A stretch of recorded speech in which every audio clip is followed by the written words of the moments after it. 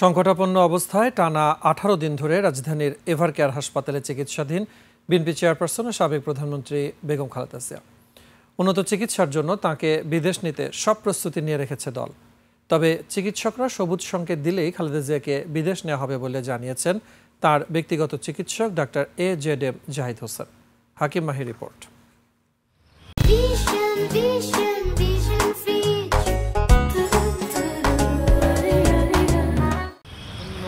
টানা 18 দিন ধরে রাজধানীর এভারকেয়ার হাসপাতালে চিকিৎসাধীন বিএনপি চেয়ারপারসন ও সাবেক প্রধানমন্ত্রী বেগম খালেদা জিয়া। দেশি বিদেশি একদল চিকিৎসক তাকে চিকিৎসা দিচ্ছেন।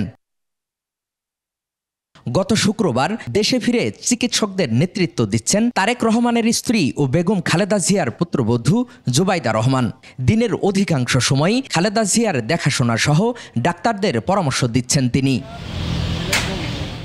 এদিকে লন্ডন থেকে অনলাইনে মায়ের সার্বক্ষণিক খোঁজ খবর রাখছেন বিএনপির ভারপ্রাপ্ত চেয়ারম্যান তারেক রহমান। তিনি ডাক্তারদের সঙ্গে নিয়মিত যোগাযোগ রাখছেন।